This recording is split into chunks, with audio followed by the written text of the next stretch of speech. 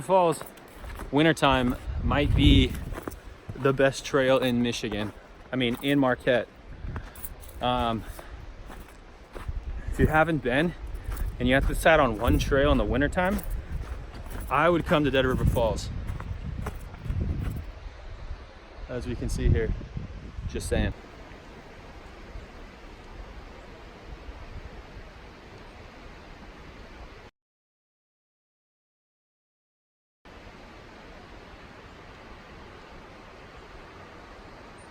Approach the ending here as the last waterfall.